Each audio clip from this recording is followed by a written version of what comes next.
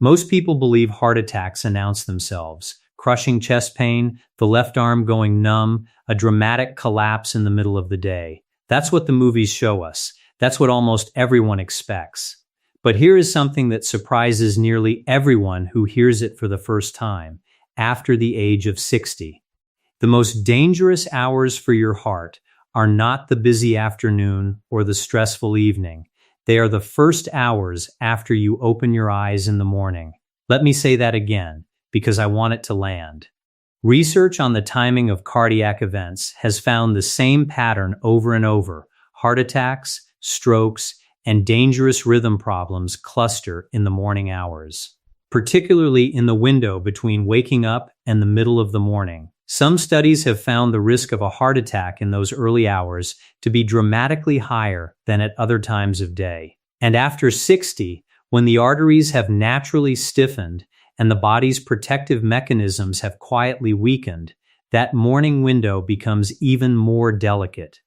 And here's the part that changes everything, the part I most want you to understand. What happens to your heart during those vulnerable morning hours is powerfully shaped by what you do in the first 30 minutes after you wake up. The way you get out of bed, what you drink first, what happens in the bathroom, what you eat or don't eat, what you reach for before your body is even fully awake. These are decisions that feel completely routine, so ordinary that nobody thinks about them twice. And that is exactly why they slip past unexamined, morning after morning, year after year.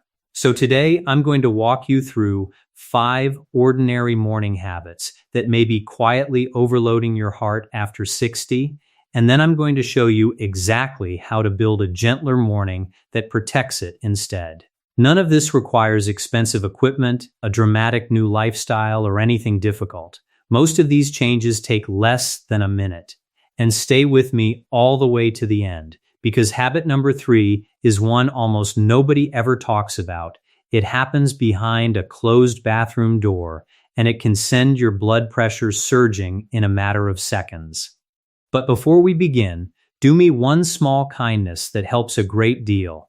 Give this video a like, because that's how this information reaches more people over 60 who have never once connected their morning routine to the health of their heart. Subscribe and turn on notifications so you don't miss what's coming next. And tell me down in the comments what city and state you're watching from and how old you are, because I read every single one, and knowing who's here with me means the world. Now, let's start by understanding why the morning is so different. To understand why these habits matter, you first need to understand what is actually happening inside your body in the moments around waking, because your heart doesn't simply pick up where it left off. Overnight, while you slept, your whole cardiovascular system shifted into a lower gear. Your blood pressure dropped, typically by 10 to 20% compared with daytime levels. Your heart rate slowed, your arteries relaxed. It was a period of genuine rest and repair, a nightly maintenance cycle your body has performed your entire life. Then, in the hours just before and just after you wake, your body begins a dramatic transition. Your adrenal glands release a surge of cortisol, the hormone that helps you get up and face the day. Adrenaline rises, your heart rate climbs, and your blood pressure does something researchers call the morning surge. It jumps upward, sometimes sharply, as your body prepares to move from lying down to standing, from rest to activity. In a young, flexible cardiovascular system, this is a smooth and elegant transition. The vessels stretch and adapt, the pressure rises gently, everything cooperates. But after 60, that transition becomes far less forgiving. Blood vessels have naturally become stiffer with the decades, so they don't absorb a pressure surge the way they once did. The reflexes that regulate blood pressure moment to moment become slower and less precise. And if there is any plaque in the arteries, and after 60 there very often is some, even without symptoms, then a sharp morning pressure surge is landing on tissue that is more vulnerable than it used to be. That is a great deal of the reason cardiac events cluster in these hours. There is more happening too, and this next part is important. In the morning, your blood is at its thickest and stickiest of the entire 24-hour cycle. Think about it practically. You've just gone 7 or 8 hours without a single drop of fluid, while still losing water through breathing and through your skin all night long. So you wake up mildly dehydrated, which naturally concentrates the blood. On top of that, research has found that platelets, the cells involved in forming clots, tend to be more prone to clumping together in the morning hours, and the body's natural clot-dissolving activity is at its lowest point. Thicker blood, stickier platelets, weaker clot breakdown, and a surge of pressure, all arriving at the same time. Now, I don't tell you this to frighten you. I tell you this because it explains something crucial. The morning is not a neutral time of day for your heart. It is a transition, a handoff, a moment when the body is doing something genuinely demanding. And what you do during that transition, whether you make it gentler or harsher, matters more than almost any other 30 minutes in your day. So let's look at the 5 habits that may be making it harsher, starting with the very first thing you do each day. Habit number 1, jumping out of bed the moment you wake up. Let me describe a morning that might sound familiar. The alarm goes off, or the light comes through the curtains, or a grandchild calls out, and you swing your legs over the side of the bed and stand straight up. All in one motion, the way you have for 60 or 70 years. Maybe you feel a brief wave of dizziness or a gray fuzziness at the edges of your vision, and you steady yourself for a second on the nightstand and think nothing of it. Perhaps you've done it that way your whole life, so why change now? Here's what's actually happening inside your body in those few seconds, and it's a lot. You are already in the middle of the morning surge we just talked about, with cortisol and adrenaline climbing and your blood pressure rising. And then, on top of that, you ask your cardiovascular system to perform one of its most demanding maneuvers, the sudden shift from horizontal to vertical. When you stand up quickly, gravity pulls a significant volume of blood downward into your legs and abdomen, and your body has to react instantly, tightening blood vessels and adjusting your heart rate to keep enough blood flowing up to your brain. In a younger body, that adjustment happens in an instant, invisibly, but after 60, those reflexes are slower and less sharp. Sometimes the correction lags behind, and blood pressure drops for a few seconds before the body catches up. That's the dizziness, the lightheadedness, the gray fuzziness. Doctors call it orthostatic hypotension, and it becomes considerably more common with age, especially in people who take blood pressure medication or diuretics. So in those first seconds of the day, you may have a surge and a drop happening almost back to back, which is a lot of turbulence for a system that just spent the night in low gear. And there's a second danger, more immediate and more common than people realize: falling. That momentary dizziness upon standing is one of the leading causes of falls in older adults. And a fall at 70 or 80 can change the entire course of a life in a single second. So this habit is not only about the heart, it's about your independence, your hip, your ability to keep living the life you want to live. All of that hangs on how you get out of bed. The fix is beautifully simple, and it costs you nothing but 60 seconds. When you wake, don't launch yourself upright. Stay lying down for a minute or two and let yourself come fully awake. Move your ankles in slow circles, flex your feet up and down a few times, and squeeze and release your calf muscles. This gently activates the muscle pump in your legs, which helps push blood back toward your heart and prepares your circulation for standing. Then roll onto your side and use your arms to push yourself up into a seated position on the edge of the bed. And then, this is the important part, just sit there. Sit on the edge of the bed for a full 30 to 60 seconds. Let your feet rest on the floor. Take a few slow breaths. Let your body register that you are upright and make its adjustments while you're still safely seated. Then stand up slowly and pause for a moment beside the bed with a hand on something solid before you start walking. That entire sequence takes less than 2 minutes, and it turns the harshest transition of your day into a gentle one. Do that every morning, and you've already given your heart an easier start than it's had in years. So the body is upright and steady. Now comes the very first thing most people reach for, and it's where the second habit hides. Habit number 2, reaching for coffee before you drink any water. I want to be very clear at the start of this one. I am not here to take away your coffee. Coffee is one of life's genuine pleasures, and research has actually been rather kind to moderate coffee drinking over the years.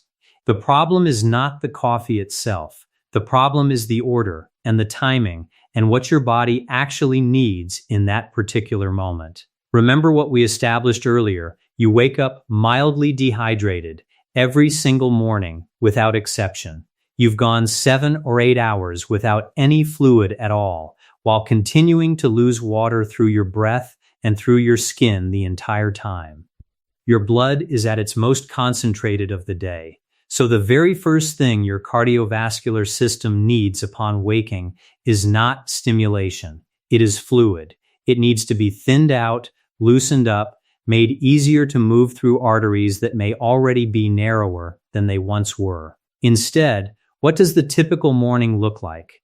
Straight to the kitchen, straight to the coffee, sometimes 2 or 3 cups before any water touches your lips. And caffeine, in a body that isn't accustomed to it, can cause a modest temporary rise in blood pressure, landing right on top of the natural morning surge that's already underway. It also has a mild diuretic effect, which for someone already dehydrated is not the direction you want to be moving in first thing. Add a second and a third cup, and you can spend the entire morning in a state of concentrated blood and elevated pressure without ever realizing it. And here's a detail most people never learn, which I find genuinely fascinating.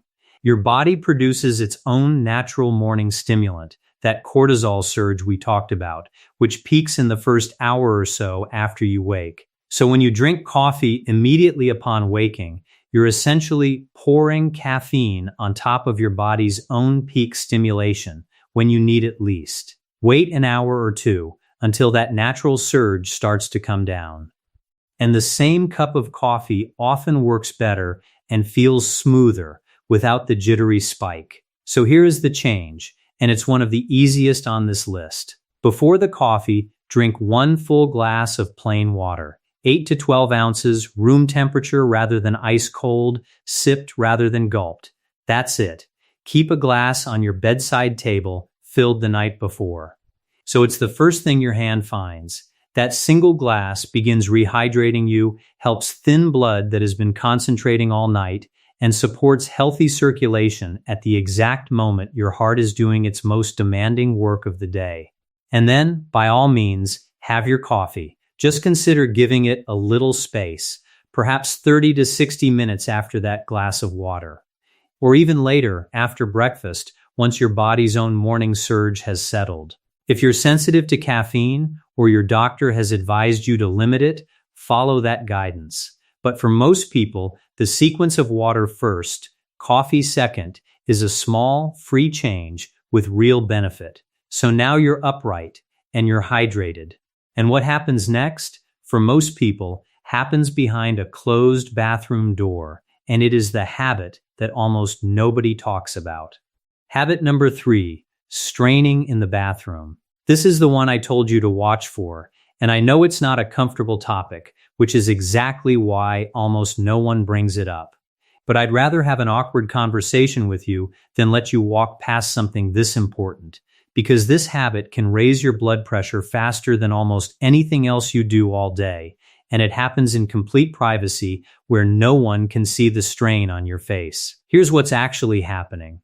When you bear down hard, holding your breath and pushing, you perform something the medical world calls the Valsalva maneuver.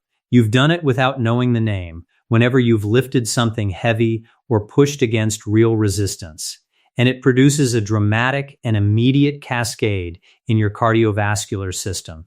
First, the pressure inside your chest and abdomen rises sharply, which squeezes the large veins and reduces the amount of blood returning to your heart. Your blood pressure and heart rate swing in response, and then, when you finally release and take a breath, all that trapped blood rushes back at once, and pressure can spike sharply upward in a matter of seconds. Now stop and consider the timing. Constipation is genuinely common after 60, for many reasons: less water, less fiber, less movement, and the side effects of quite a few common medications. So millions of older adults are performing this pressure-spiking maneuver hard and repeatedly first thing in the morning during the exact window when blood pressure is already surging, when blood is thickest, and when platelets are stickiest. That is a demanding combination for a cardiovascular system that spent the night in low gear. And this is not a theoretical concern.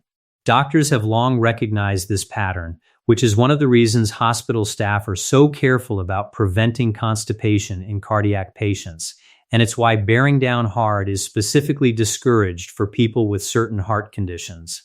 It's also known to be a trigger for fainting in some people, which brings the fall risk we talked about earlier right into a small, hard-surfaced room. This is a quiet, private danger that has never made it into most people's awareness, and it absolutely should. So how do you fix it? Gently and practically? The real solution isn't to push more carefully. It's to make the pushing unnecessary in the first place. Start with water, which we've already covered.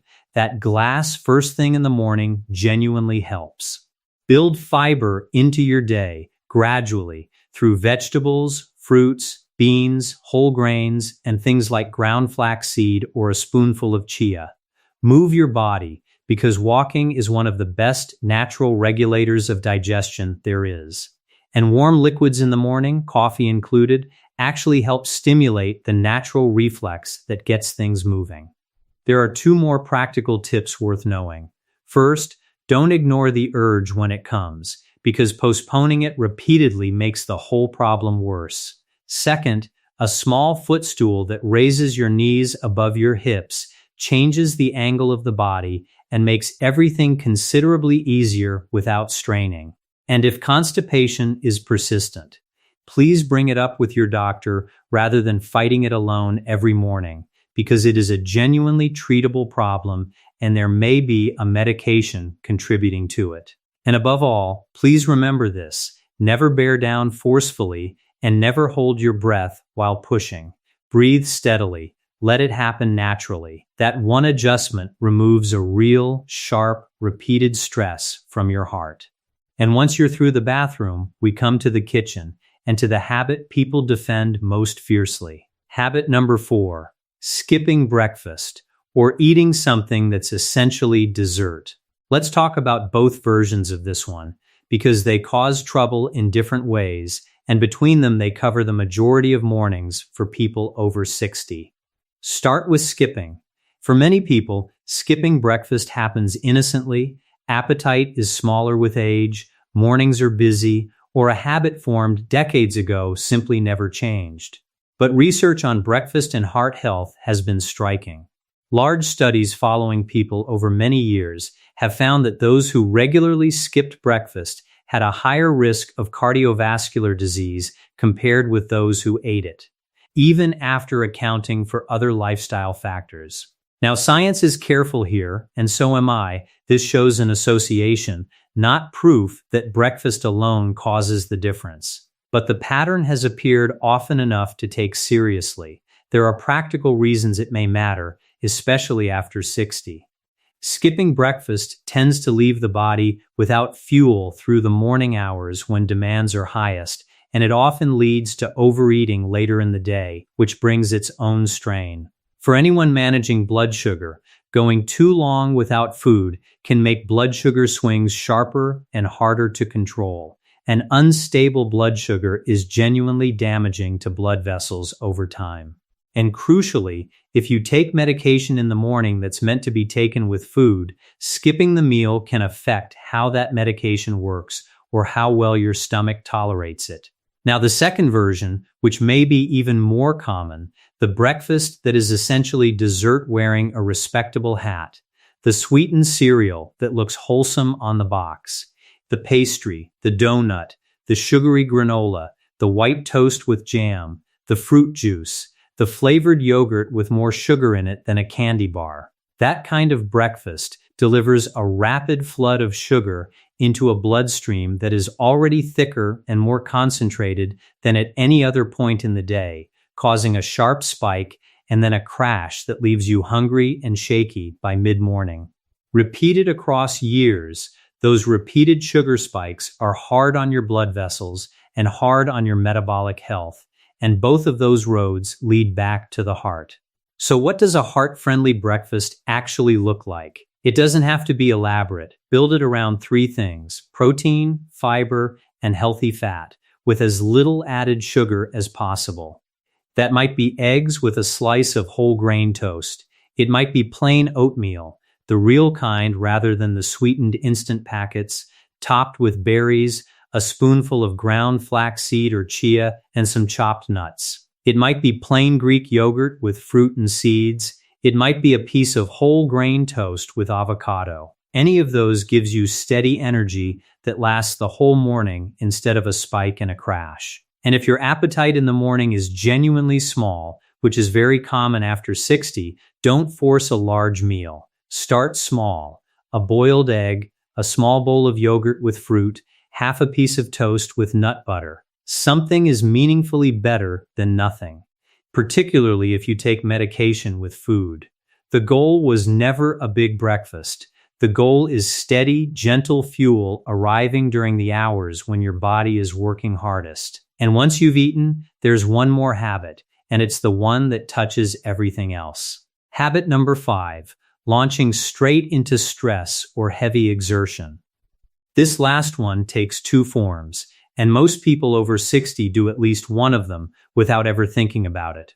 Let's start with the modern one, the one that didn't even exist a generation ago, reaching for the phone before your feet hit the floor. Think about what that actually does. Before your body has finished its delicate morning transition, before your blood pressure has settled, before you've had a sip of water, you flood your nervous system with information, alarming news headlines, messages that need answering, worrying updates about family, arguments in comment sections, financial news, all of it landing in a body that is already flush with cortisol and adrenaline. Your heart rate rises, your blood pressure, already surging, gets an emotional push on top of the physical one. Stress hormones climb higher at the precise moment when your cardiovascular system is at its most vulnerable. And here's what makes this one so insidious. It doesn't feel like exertion. You're lying still in bed. But your body cannot tell the difference between a physical threat and a distressing headline. The stress response is largely the same. So you can spend the most delicate 10 minutes of your cardiovascular day lying perfectly still while your heart behaves as though you're being chased.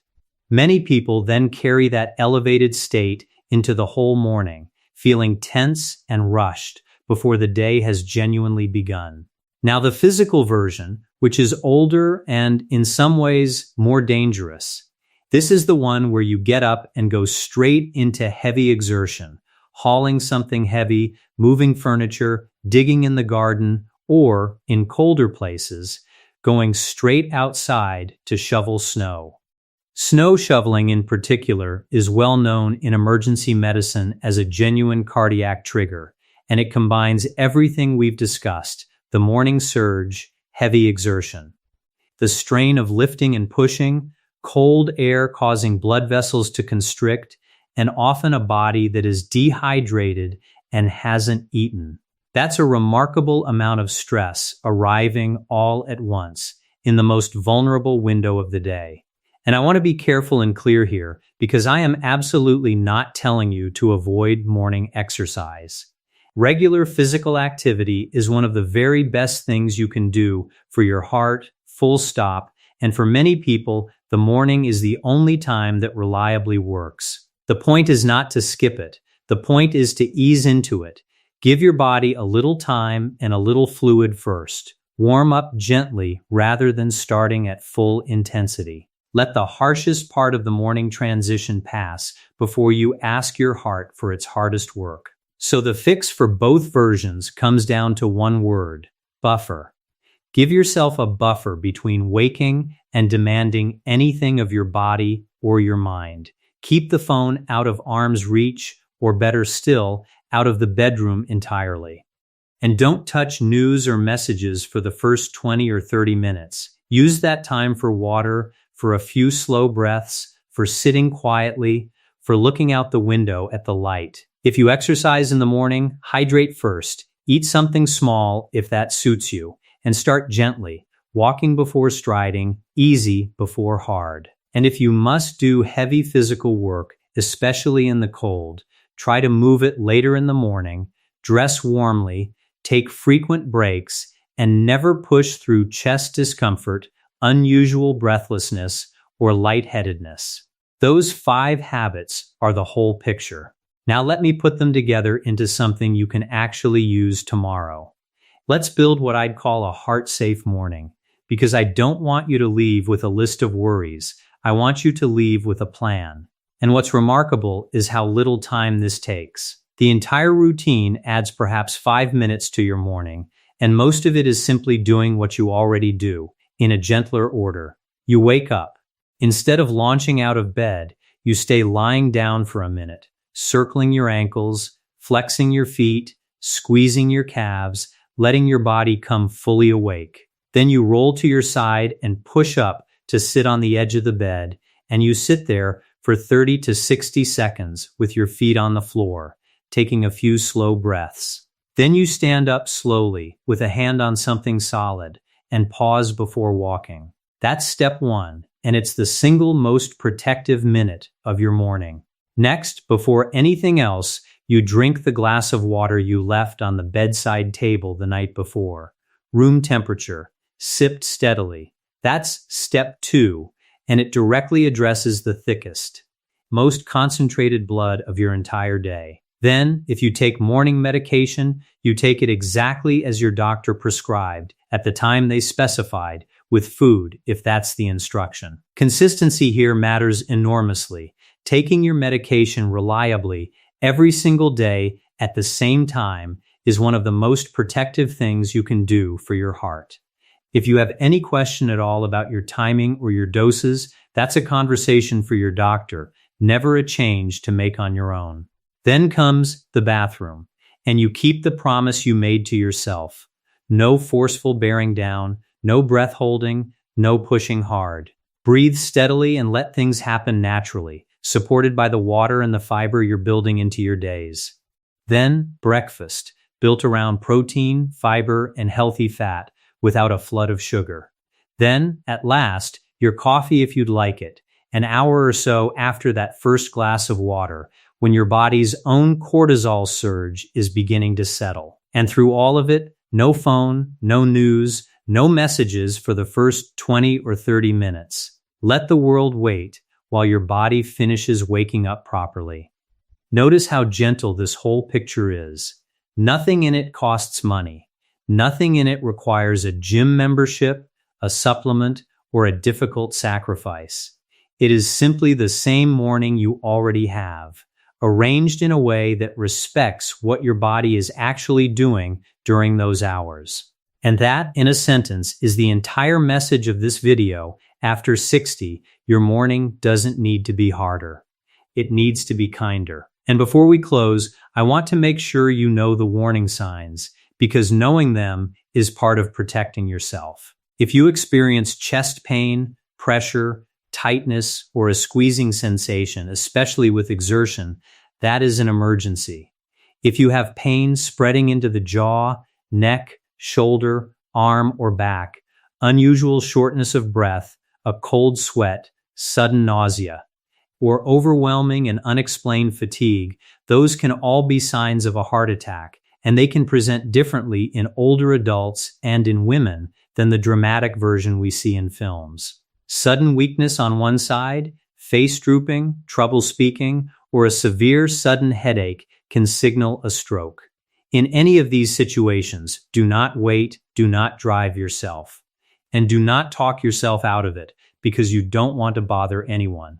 Call emergency services immediately. Minutes genuinely matter, and no one has ever regretted going in and being sent home reassured.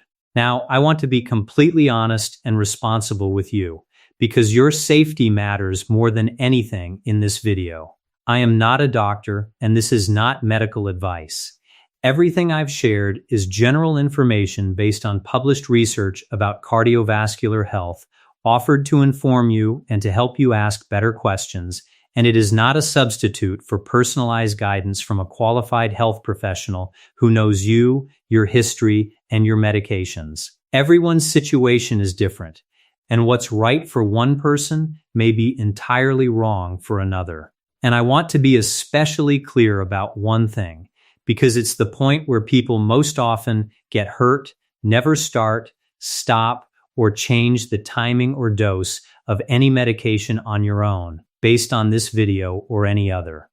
Your prescriptions, particularly for blood pressure, blood thinners, or heart conditions, are protecting you right now, today. If you have questions about your medication schedule, or you wonder whether a different timing would suit you better, that is a wonderful conversation to bring to your own doctor or pharmacist, and they can look at your whole picture and advise you properly. Bring the question. Never make the change alone. So here's my invitation, and it's a small one, because small is how real change actually happens. Tonight, before you go to bed, fill a glass of water and put it on your nightstand. That's it. That's the whole first step. Then tomorrow morning, when you wake, stay lying down for 1 minute. Sit on the edge of the bed for 30 seconds and drink that water before you do anything else. You will have already changed the 2 most impactful habits on this entire list, and it will have cost you 90 seconds and nothing else. Your heart has been working for you faithfully every minute of every day and every night for 60, 70, 80 years or more without ever once asking for a break. It has never taken a morning off. The very least we can do is give it a gentler start to the day.